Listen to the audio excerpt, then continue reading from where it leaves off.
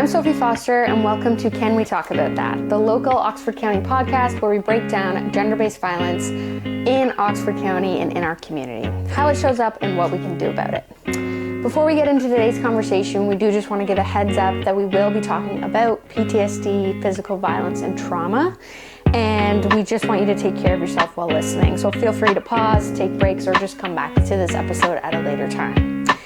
If you or someone you know needs extra support, please call the DASO crisis phone line. The toll-free number is 1-800-265-1938. It's open 24/7, it's free, and it's confidential.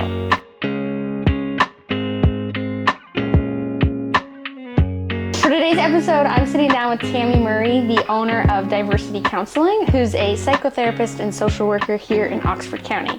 So you do wear many hats, and we will have multiple episodes with you. But today's episode is called When Trauma Comes Home, Veterans and Gender-Based Violence.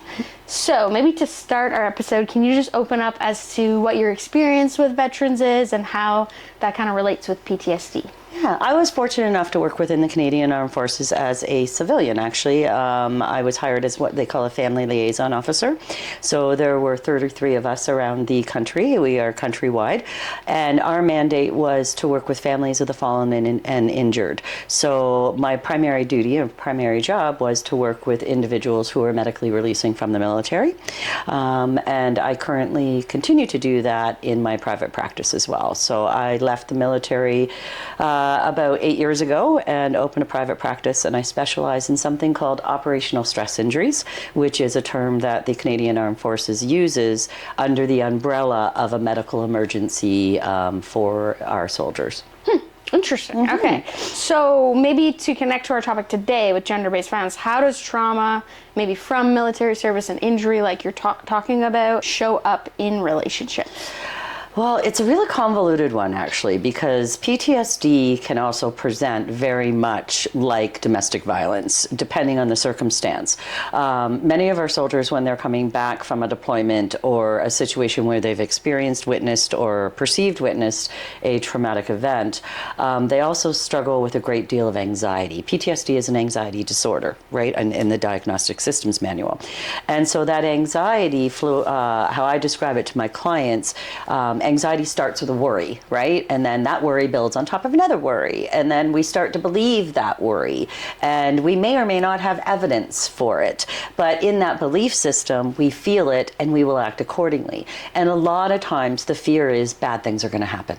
So what we will try to do as humans, even outside of veterans and Canadian Armed Forces members, is we will try to control environments, right? We like consistency, predictability, and some structure. That is very much aligned with traumatic experiences with our Canadian Armed Forces veterans, anybody who might experience PTSD. The other thing that anxiety will do is it will prompt us to avoid. So behaviorally, it will try to control the environment and or avoid. And as we know, power and control is a dynamic of domestic violence and gender-based violence. But a lot of times when we actually sit down, especially with the spouses and the soldier, we start to divest it into it's actually anxiety. They think bad things are going to happen. Not in all cases, but typically the barometer is their behavior prior to deployment versus post. Most of them don't have power and control dynamics prior to deployment. And so that's a good barometer of measurement amongst many other assessment tools. So a lot of times when we can sit down and talk about anxiety and the control that anxiety brings out, it can create a different conversation with spouses and understanding versus being feeling like they're just power and controlling kind of guys. So I'll give you an example. I will have CAF members who their spouse might go out for a girls' night, right? And they will be very anxious. And so they might want to know, what route are they taking? When are they arriving? Please text me when you get there. Please text me when you leave. Well, how are you getting home? And that could be perceived very much like a power and control dynamic, when in fact, in their lens, they're trying to prevent bad things from happening.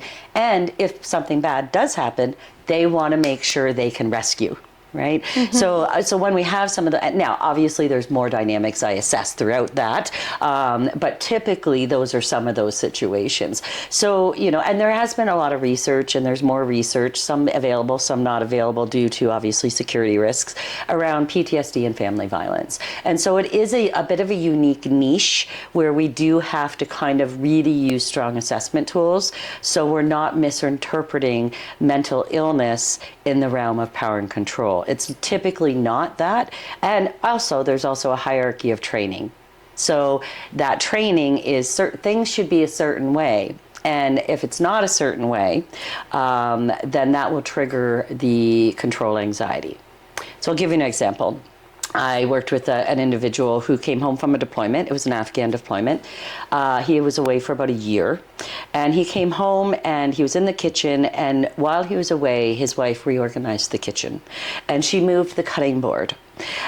He ended up having an absolute blow up over a cutting board being moved. And part of that was the disorientation for him.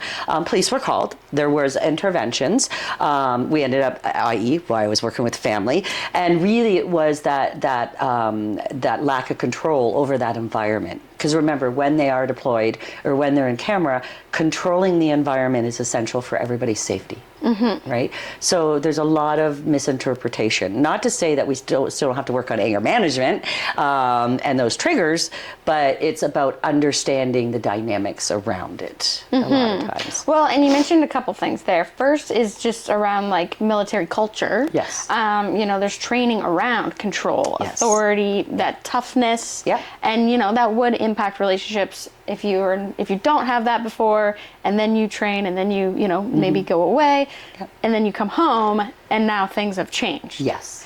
So you also do couples therapy. Yes. And you've obviously worked with whole family systems too, which is Yeah. really interesting.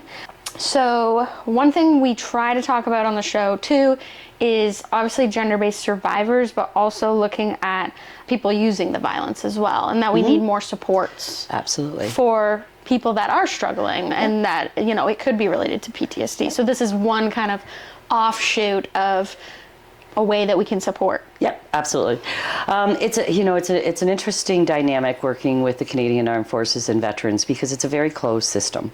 So if you don't work within the system, they don't trust a lot of resources outside of the system. Right. Gratefully, over the last 15 years, i.e. why they evolved people like the family liaison role, is they've recognized supporting the family system is essential and being able to provide those resources. So luckily, and I don't have the number on me unfortunately, but maybe we could edit it in at the end with a list of resources, because they do have some unique niche resources through Veterans Affairs. There is the family support line, which is a 1-800 line that they can call. There's also a support line for veterans. There's social support called Operational Stress Injury Services, which is what they call OSIS for short form, which is a group dynamics. So there's a group for the veterans as well as veterans' wives, which I've been highly involved with. We've done a lot of retreats, and a lot of times it's understanding, but not compromising. As I always say to the spouses, PTSD doesn't give you a green light to be a mean guy all the time, and so recognizing that we still have to have our healthy boundaries, we still have to have those resources, and really part of my assessment measurement is, are they seeking help? And unfortunately, for a lot of our men and women in the forces, they don't even realize something's wrong until about 5 years post medically releasing. Oh, wow. Or releasing just generally. And a lot of times it's because they've had their regiment, they've had those resources where they can put that anxiety into, and so during the day when they're at work, they have those control measures. But when they're home, they can, usually cope or find some tools. But when you're home 24/7, you don't have that balance of compliance, right? And it can be, what we call it is fallacy of justice in cognitive behavior. And that is one area where our veterans really do struggle because they are used to justice. And so if A happens, B is the consequence. In civilian world, that's not the case. So we'll see simple things like if someone's following a veteran too closely on the road. I always say, if you see a poppy on a plate, keep a good like back, because that, following too closely is, a sense of not being socially justice, right? And so, and I've had circumstances where people have gotten out of cars and yelled and screamed at people for not following the law or justice. And it's hypervigilance, obviously. Right. It's an extreme reaction, but it's part of that social justice. So a lot of times for our veterans, it's about how to readjust into civilian life, because we're not obedient and we don't do what we're told. And they come from a system where that's just unheard of. Well, you can't do that because you put your whole team in danger. So you listen, you do as you're told, and you do the best job you can. And unfortunately, sometimes that doesn't transfer the same way into civilian worlds. So a lot of times, I'll be honest, with the first couple of years I worked with veterans, it's about simply how to adjust to civilian life. Interesting. So okay, one thing that you kind of keep touching on is this idea of, generally speaking, men coming back, and this idea of like a protector, and that like idea of masculinity, Yes. Shaping kind of how they view themselves in society and with their partner. Yep. So maybe can you touch on that specifically and how that shows up like just in relationships? Well, I mean, I think I hate saying this out loud because I think this is changing, and I think we're seeing a shift in military culture. The more we see more women in leadership roles, I certainly can tell you when I worked within the forces, they were developing many programs like something called Respect in the CAF. So they're, looking at how to use mental health resources internally within the system. That was never the case. Remember, years ago, if you came back and you had a psychological challenge, you would lose your job. So we have generations of veterans who were never talking about what was really going on. They've been holding this trauma for a long, long time. It wasn't until the last 15 years where we now have systems in play, like the transition units, where if there is a psychological injury, we have mechanisms for treatment and rehabilitation and getting back to work. For years, we've been doing that with physical injuries, but not with mental health injuries. I think that's also a societal issue. It's the stigma around mental health. It's a stigma around weakness. And how that correlates, and unfortunately correlates to men. I think unfortunately as a society, the construct of emotionality and emotional intelligence with men, I hate being stereotypical this way, they just haven't had the opportunity to learn those skills and abilities. So they're starting to implement a lot more of that in the actual basic training. I know that. My daughter just actually, karate finished boot camp a couple months ago in March. So I seen more of that training at the entry level, where historically that wasn't the case. So yeah, is there a culture at times of misogyny? Yes, but I can tell you that also transfers to women. So I think we have to be conscientious sometimes when we're looking at, because really it is the dynamic of controlling an environment and being emotionally and psychologically dysregulated if you cannot. And again, it's all about safety and safety prevention, right? Versus power and control dynamics being about holding power over somebody else's authority. So, but again, it is a transition. It takes about, like I said, 5 years sometimes for people to recognize it, and sometimes another 5 years just to get the services they need to be able to work through the therapy and the PTSD and the trauma. Yeah. So 5 years, maybe even 10 years. Could be even longer. Well, for some of our older vets, I'll be honest, my dad was a Navy vet. He never got treatment. Yeah. Right. Well, and they just kind of fall through the system. They didn't know. Yeah. And there were no resources back then, right? Back then, if you had a psychological deficit or you were struggling with depression or anxiety, I'll be honest, a lot of times, and substance abuse tends to be the recoil. Right? And I think that's the case for many people with mental health challenges, especially trauma. Numbing is something they want to do. And alcohol, unfortunately, tends to be one of the primary factors in the forces. And many veterans will attest to this, because historically you would lose your job if you could not do drugs. So it's just been a shift in terms of cannabis in the Canadian Armed Forces, and of course treating our veterans with cannabis as well, which has created a very different dynamic, but self-medication for a lot of these. So I hate to say it, sometimes I end up with these clients on my template because of a DUI, or maybe an alcoholic situation that escalates to a domestic violence call to the police. Right. Well, right, because obviously with substance use, violence can go up. Yeah. Right, so that makes sense. So okay, it sounds really cool that so many things are changing. Yeah. And It's hopefully exciting. getting better. They are. It's interesting because I'll get a few older vets that'll get on my caseload, and they will talk about the used to be's. And when I inform them about all of these new opportunities and benefits and resources, they're quite blown away. Yeah. Oh, yeah. I believe it. So maybe today, looking at the clients you have now, or the new clients that you see coming in, what barriers are you seeing them experiencing from before they ask for help, I guess? I think, that's a good question. I think some of the barriers are the recognition of needing mental health, right? Remember, these are highly controlled individuals who are used to being very regiment. And so a lot of times they don't see. It's people around them. It's like any mental health illness. A lot of times people don't internally recognize it. It's somebody else expressing concerns or questions, or usually, or unfortunately, like I said, a DUI or a domestic call or something like that, or their spouse leaves them, or their children are not speaking to them anymore, those types of dynamics. So yeah, I think, and my hope is that it doesn't get to that place. Right. But, I think some of the barriers are the system.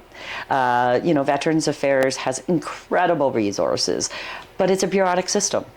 And when you are someone who struggles with authority and, when you finally get out of a system that has been full of authority, and then you have to work with another system that has all authority over your income, it can be triggering.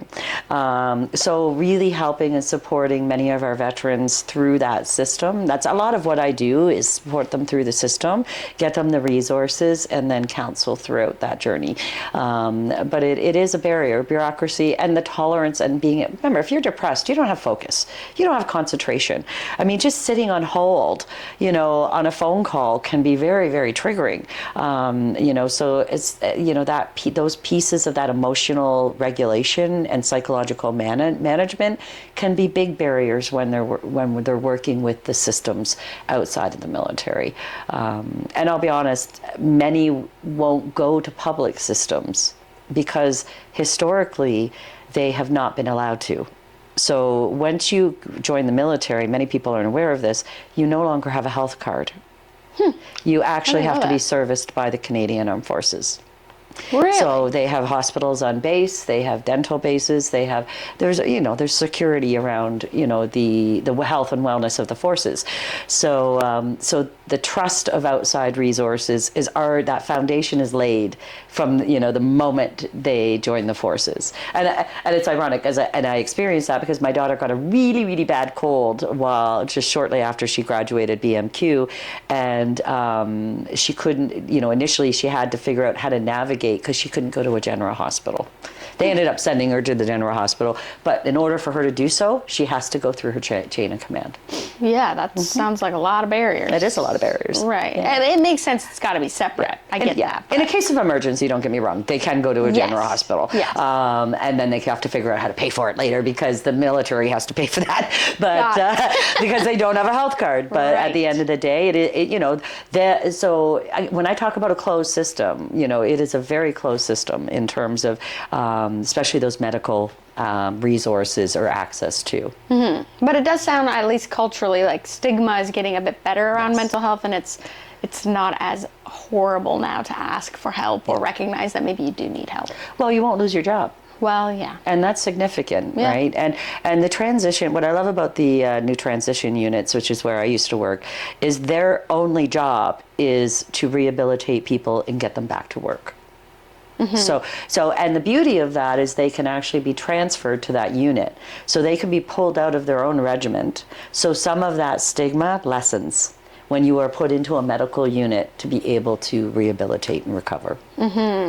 So, okay, one thing I wanted to touch on was, so you had mentioned, maybe you come in contact with a vet because they get a DUI, or maybe there's police called to the house for a domestic dispute, all these different things. Obviously, that would make their transition into the civilian world a lot more stressful if they've got a charge or anything like that, or maybe even a court case that they have to work through. What does accountability kind of look like for someone whose trauma history is real and they're experiencing PTSD and going through all this, but they might be also harming others? A couple of things. I mean, I think the legal system has to work out the legal system, but I do see more empathy and more compassion in terms of the mental health aspect of that. So what we do tend to see is more of the mental health intervention programs in those circumstances, because we know that there's a correlated to mental health problem, PTSD or trauma. That doesn't mean that we're absolved from the accountability of our behaviors, right? If you drink and drive, you're going to have the consequence of being charged with drinking and driving. That doesn't mean that you're not going to have the consequence of possible jail time, etc. But there might be some added resources we can provide. And that's the beauty of Veterans Affairs. And, a lot of our vets, struggle with Veterans Affairs and the bureaucracy of it, and feeling like it's further oversight, like when they, worked in the military. And many times when they're out, especially if they're medically released, they're not happy about it. Right. And so there's a lot of resistance and a lot of resentment sometimes in regard to losing their job because they can no longer function adequately and do the duties they need to do. So, it's a bit of a double bind. I think that resources, I think that continuing to support, but there still has to be accountability. And they know it. They know it. I mean, they work within a system that has its own legal system. So, and depending on where they are, if they're still in the forces, that system will deal with them, meaning their own internal legal system. They have their own juries, their own judges, their own courtrooms, right? So, but yeah, it's a bit of a double bind, and obviously, if they're hurting people, they need to be held accountable for that. But I do think there's more of an empathetic lens of getting them treatment within that, and I've seen it. So, for example, I've had clients, because domestic violence is an issue I deal with veterans, where what I've done is we've worked with the police department to red flag them. Okay. Because a lot of times they're known to have guns in the home. And unfortunately, sometimes when that happens, as you know, with a domestic, it can raise the expediting of what needs to be done, and sometimes the intervention is a little more aggressive, where at least if they're red flagged as a Canadian Armed Forces or a veteran Canadian Armed Forces member, how they deal with them is a little differently. They don't go in as aggressive, with all due respect, because that's counterproductive. If you go in aggressive with a soldier, you're going to get more aggression back. Yeah. And they see that as a great deal of a lack of respect. Remember, these people have served our country and they've fought for our freedoms. They do deserve that respect. So there are some protocols we can put into play, and I have done so locally. So it's red flag that there is a veteran living in the home. Their behavior could be incongruent.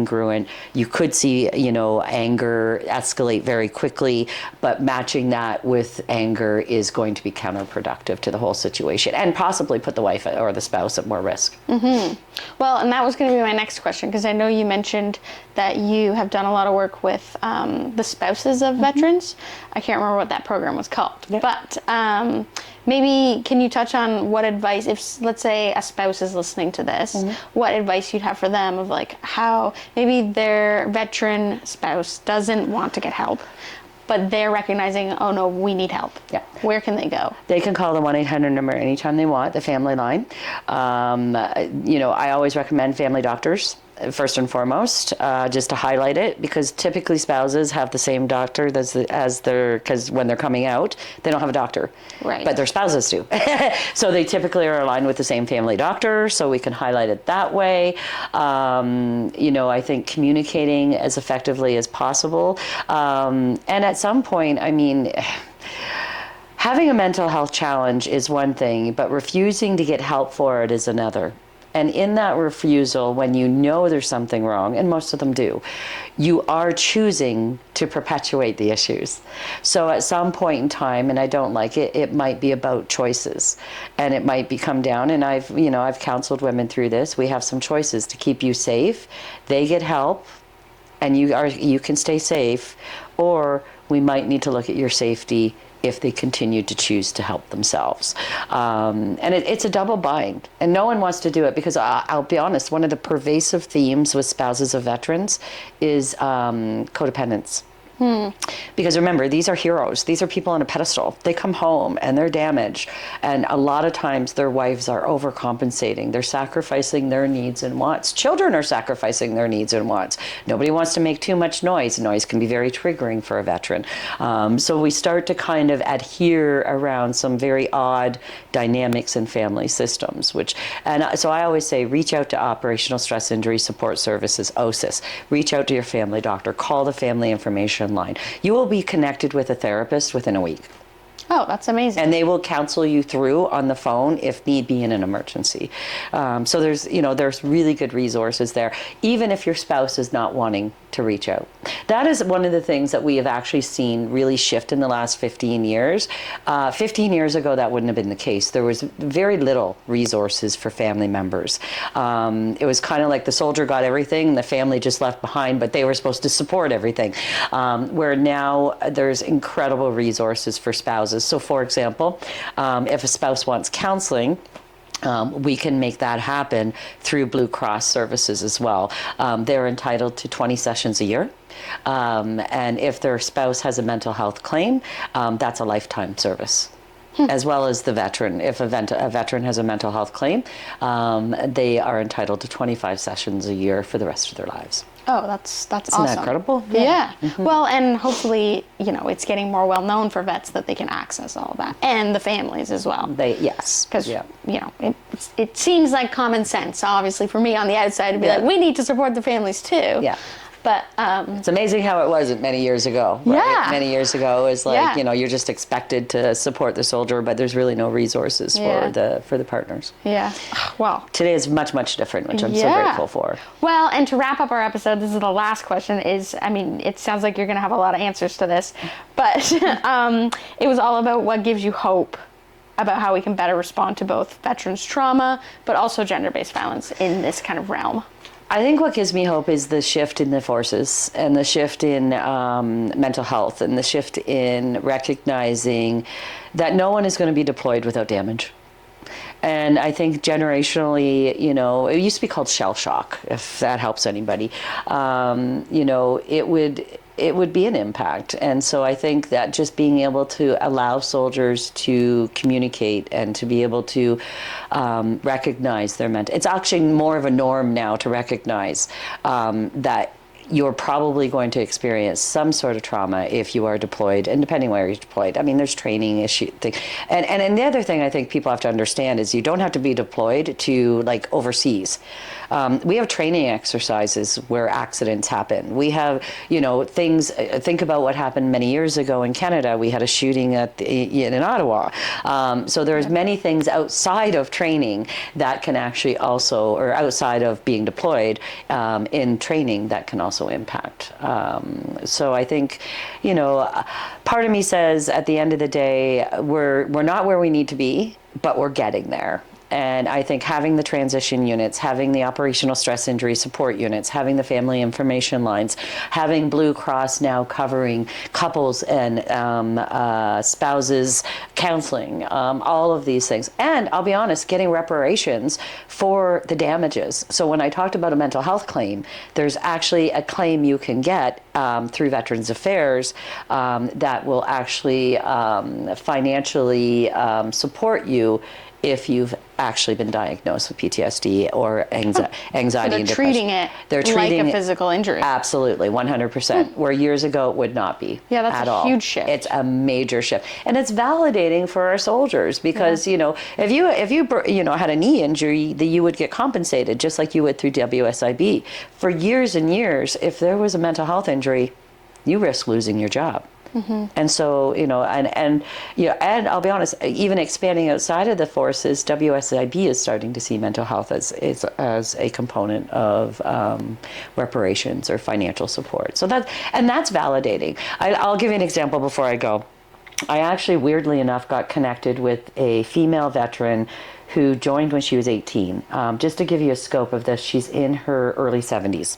So just think of generationally when this person, she would have been one of the first cohorts, I shouldn't say, not in infantry, she was Air Force. So, but anyway, she got out in, I think, 2008, 2009. It happened to be a chiropractor that worked with another veteran that I treat. I happened to be consulting about something. And they had said, hey, do you have room on your caseload to take on this client? I know something's not right, but I can't, I'm not qualified. So I said, if they're willing, absolutely. And so I obviously had an assessment with her. We talked a bit, discovered absolutely there's some PTSD, there's depression, there's anxiety. I mean, think about, a 72-year-old woman joining at the age of 18 and the type of sexual orientation and abuse that would have occurred in the Canadian Armed Forces. Women have been, we just had a class action suit not too long ago where they were compensated. So I chatted with her and I said, did you know you will qualify for A, B, and C? But we have to get you to a psychiatrist. She had never been diagnosed. It had never been recognized. And in fact, because of her training, especially in the early days, she didn't think she was deserving. Yeah. She didn't think that this was something, she didn't even know it existed. And so we were able to get her to a psychiatrist. We got her the diagnosis at 72 years old. And then we were able to do a mental health claim, which made a significant financial difference in this woman's life. She was able to buy a condo, be able to be independent, and I continue to see her till this day. But it made a significant, and just the validation of the forces recognizing they broke her. And the shift you see in our soldiers when that validation comes down is absolutely remarkable. Oh, I bet. Yeah. Well, and it sounds like there's multiple pieces going here. It sounds, society's changing, Yep. and then that's kind of trickling in, and vice versa. Yeah. And I have to, beyond the forces, we're seeing it more with OPP, with the police, city police, EMS, starting to see it, weirdly enough, we're just starting to see it with nurses and doctors, which you would think would be the primary people you might want to work with, right. Trauma. They do all of that every day. But I also teach for Homewood Health, a remarkable place in Guelph that treats a lot of our police and our veterans in terms of their mood disorders and their PTSD and concurrent disorders with substances. And they just received a Trillium grant through Warriors. I don't want to say Wounded Warriors. I'm not sure if it's actually them. And I literally, for the last 3 months, have been doing workshops, about 2 or 3 in the evenings, because of shift work and these dynamics, on PTSD. And so that tells me a great deal, because 2 years ago that never happened. Yeah. Pre-COVID, that never happened. Post-COVID, a lot of our emergency personnel, a lot of people in helping professions were pretty burnt out. And part of that was a lot of what they saw. And I think COVID-19, I hate to say it, was the first time that maybe the general public realized that nurses and doctors are at the highest risk for PTSD. Oh, yeah. Right. Well, and that we need to take care of them. Exactly. They're taking care of us. Exactly. Oh, that's huge. Okay, well, this has been super interesting and insightful, and I feel like it's the beginning of a really cool, I hope people take this and keep talking about it, because it's a niche part of gender-based violence. It is. It's one little puzzle piece to and a much one that bigger can be one. very misunderstood if you Yes. don't understand the system of the Canadian Armed Forces that you're working within. Yeah. And I've seen it. I've seen it. That makes sense. So part of me says, and I think you're going to put it on afterwards, any resources that we can provide after this podcast and have available, especially the family information line. There's also a VAC line, Veterans Affairs line for veterans struggling.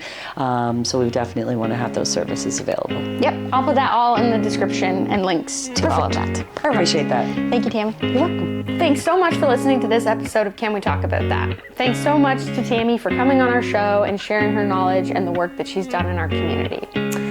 If anything in this conversation maybe brought something up for you and you feel like you want some extra support just to kind of process what we talked about, please feel free to call the DASO Crisis phone line. The toll-free number is 1-800-265-1938.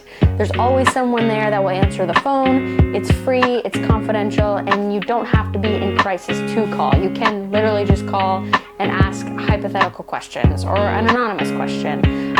We just want you to know that service is available to you for Oxford County residents. We'll be back with more conversations that help to break down gender-based violence in Oxford County. We hope to see you on our next episode.